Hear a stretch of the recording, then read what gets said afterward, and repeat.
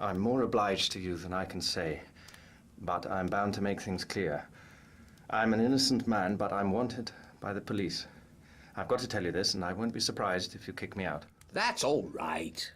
Don't let that interfere with your appetite. We can talk about these things after dinner.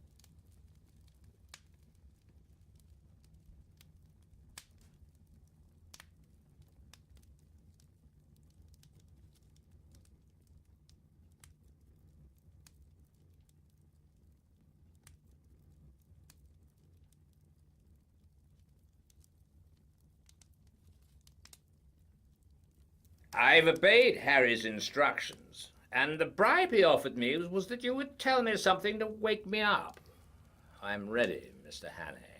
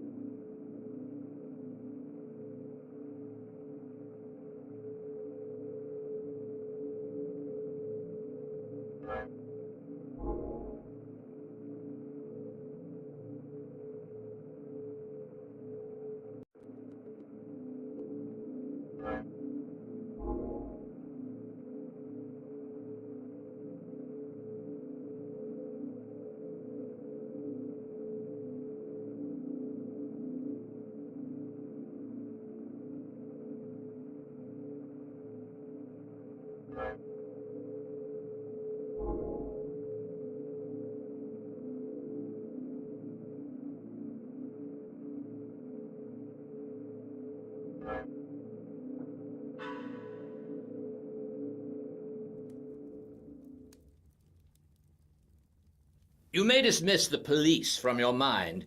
You're in no danger from the law of this land. Great Scott! Have they got the murderer? No. But for the last fortnight, they've dropped you from the list of possibles. Why? Principally because I received a letter from Scudder. I knew something of the man, and he did several jobs for me. He was half crank, half genius, but he was wholly honest. Trouble about him was his partiality for playing a lone hand.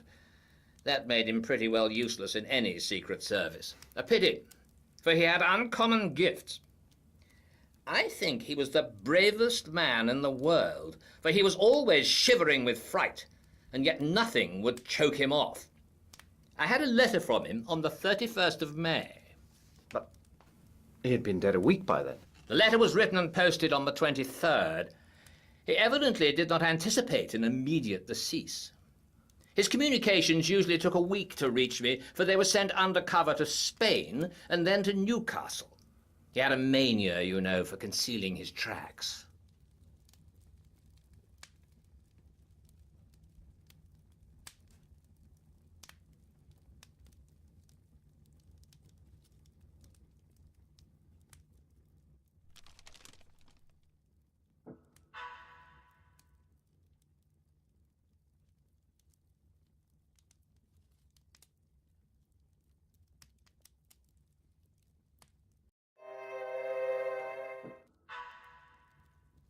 I think his object was to clear you if anything happened. But when I got it, I went to Scotland Yard, went over the details of the inquest, and concluded that you were the friend. We made inquiries about you, Mr. Hannay, and found you were respectable. I thought I knew the motives for your disappearance. Not only the police, the other one, too. And when I got Harry's scrawl, I guessed at the rest. I've been expecting you any time this past week. Thank heavens.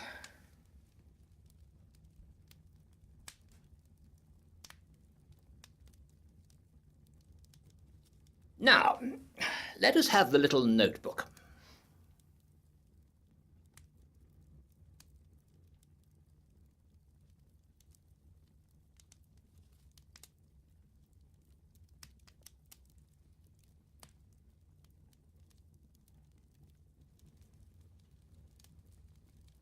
I don't know what to make of it. He's right about one thing. What is going to happen the day after tomorrow?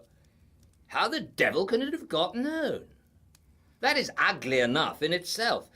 But all this about war and the Black Stone, it reads like some wild melodrama. If only I had more confidence in Scudder's judgment. Trouble about him was that he was too romantic. He had the artistic temperament and wanted a story to be better than God meant it to be.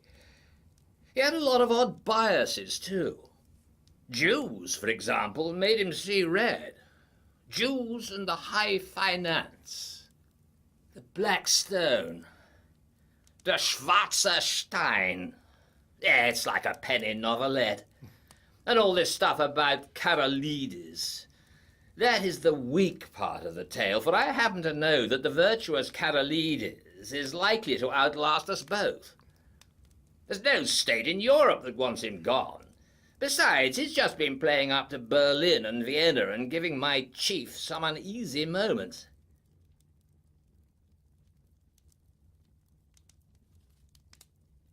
No. Scudder's gone off the track there. Frankly, Hannay, I don't believe that part of his story. There's some nasty business afoot, and he found out too much and lost his life over it. But I'm ready to take my oath that it's ordinary spy work.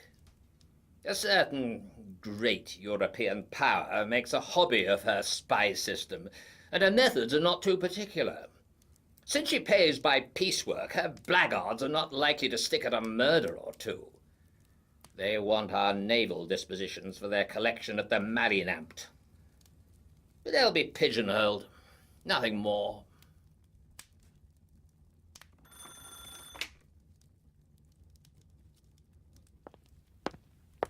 There's a trunk call from London, Sir Walter. It's Mr. Heath, and he wants to speak to you personally.